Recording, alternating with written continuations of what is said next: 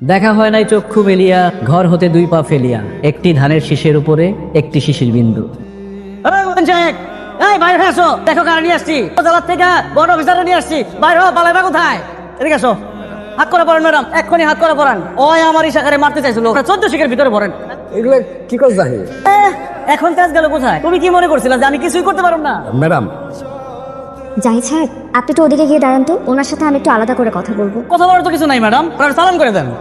আপনি ওদিকে যান তো। খবর আছে তোমার কাছে? এটা কোনো কথা ম্যাডাম? আপনি একজন সরকারি কর্মকর্তা হইয়া কোনোরকম যাচাই বাছাই না করে এত দূর চলে আসলেন। মতিন সাহেব, সরকারি অফিসারকে কখনো তার কাজ শেখাতে হয় না, সে জানে তার কাজ কি। আর আমি সবকিছু দেখে যাচাই বাছাই করে এখানে এসেছি। কি ম্যাডাম ডরাইছে? চলুন। কি আইসো, হাত দিও আমার ইশাকার গায়ে, একদম 14 শিখের ভিতরে, মনে থাকে দেন। চলুন তো।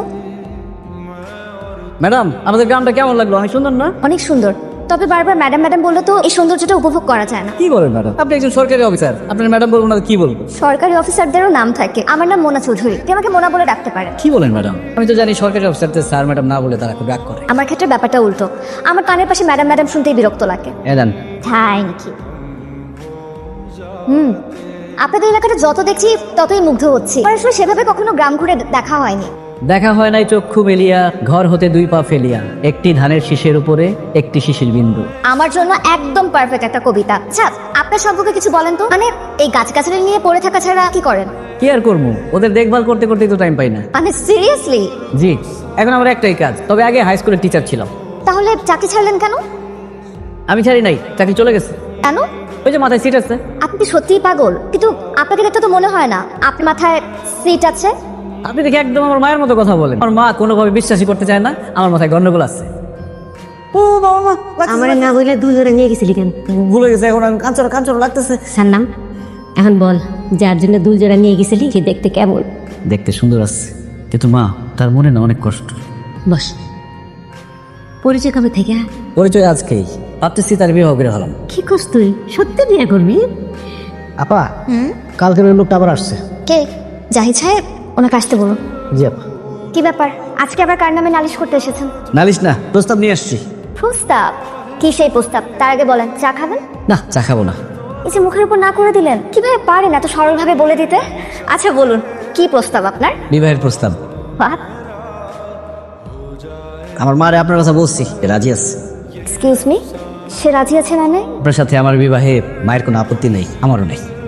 আপনি কিসব উল্টাপাল্টা কথা বলছেন? আমি হিসাব মিলাই ফেলাইছি, আপনার বিয়ে করলে আজদের কেউ কিচ্ছু বলতে পারবে না, এই জন্য আপনার সাথে আমার দেখা হয়েছে। উপরের ইশারা আমি বুঝে ফেলাইছি। আপনি কিচ্ছু বোঝেন নাই। আপনার সাথে আমি শুধুমাত্র একটা দিন ঘুরেছি বলে আপনি মনে করেন এটা প্রেম? এখন তো মনে হচ্ছে আপনাকে পাত্তা দেওয়া আমার উচিত হয়নি। যান, বের হয়ে যান। চলে যাবো? মারে কি বলবো তাইলে? যা খুশি বলেন, শুধু আপনি আর কখনো আমার অফিসে আসবেন না। Just get lost. বসে আছেন কেন? আপনি কি আমার কথা বুঝতে পারছেন না? আমি আপনাকে যেতে বলেছি, যান। কি রে বাবা, তুই এখনো ঘুমাস নাই? ঘুম আসতেছে না মা। কি হয়েছে শোনা, এত অস্থির কেন? মোনার জন্য অস্থির লাগতেছে না। কার জন্য? বৌমার জন্য? কি হয়েছে তার? আজকে মোনার অফিসে গিয়া তার বিয়ের প্রস্তাব দিচ্ছি, সে অনেক রাগ করছে, আমার অফিস থেকে বাইর করে দিচ্ছে। ঠিক করছে। কি কও মা? ঠিকই কই, তোর আসলে বুদ্ধি শুদ্ধি কম। আমার বৌমা হলো একটা সরকারি অফিসার, তুই যদি তারে অফিসে গিয়ে বিয়ার প্রস্তাব দেস তাহলে কি মানা যায়? তাহলে এখন আমি কি করব মা?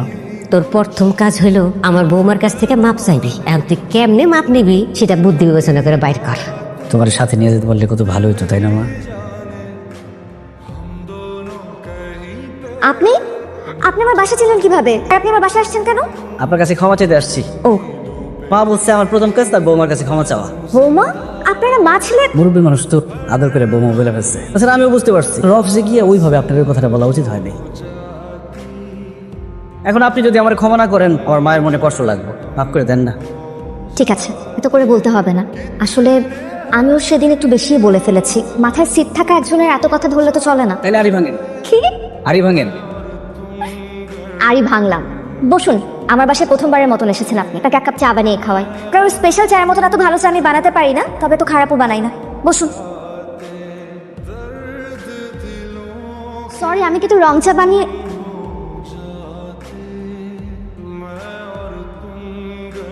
জাহিদ, জাহিদ বাড়িতে আছেন? কেউ আছেন বাড়িতে? কে? আসসালামু আলাইকুম। ওয়ালাইকুম আসসালাম। আপনি মোনা? জি।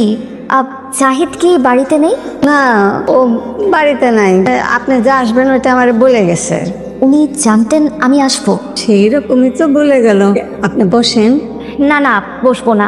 আমি আসলে ওনার একটা জিনিস ফেরত দিতে এসেছিলাম। আসছেন? আমি জানতাম আমার কোথায় পাওয়া যাবে আপনি ঠিকই বুঝে ফেলবেন। কি করে জানতেন? কি নানির কাছ থেকে সব জানি না আসছেন, এখন কি মনে হইতেছে আপনি ভুলছিলেন? আমি যে আসলেই পাগল এটা বুঝতে পারছেন? আপনি বলুন কি মনে হচ্ছে আমার? আপনি তো মনের ভেতরের অনেক খবরই জেনে যান। আপনার মনের ভেতরে একটা অন্ধকার আছে, সেখানে গিয়ে আর কিছুই দেখা যায় না। তবে এখন কেন আসছেন সেটা আমি জানি। কেন? আপনার ট্রান্সফার হয়েছে ঢাকায়, অতি দ্রুত চলে যাবেন, সেটা জানাইতে আসছেন। ঠিকই ধরেছেন, তবে শুধু সেটা জানাতে না, আপনাকে এটা ফেরত দিতে এসেছি। দোলজোড়া আপনার কাছেই থাকুক। কিন্তু আমি তো পাগল, পাগলের কাছে এসব জিনিস অপ্রয়োজনীয়। তাছাড়া আমার মা যে কারণে দুজোড়া রেখে গেছে আমি জানি আমি কোনোদিনও সেরকম মানুষ খুঁজে পাবো না। আমি কি আপনাকে একটা প্রশ্ন করতে পারি? কোনো ভনিতা না করে সরাসরি উত্তর দিবেন প্লিজ। আমি সবকিছু কিভাবে যাই না যাই? হ্যাঁ, এভাবে সত্যিটা বললে কি বিশ্বাস করবেন? বলেন শুনি। কাজ ছেড়া জামাই আমার কানে কানে এসে সব বোঝা দেয়। কি বিশ্বাস হইতেছে না তো? মানুষ মাঝে মাঝে বিশ্বাস অবিশ্বাসের মাঝে মাঝে তো অবস্থান করে। আপনি ভালো থাকবেন জাহিদ, আমি আসি। জান, খুব ইচ্ছা ছিল আপনারা ফুল দিয়ে বিদায় বলবো, একটা কাঠগোলা বলে ভালো হইতো, কিন্তু সেটা এখন সম্ভব না। আপনি ভালো থাকবেন।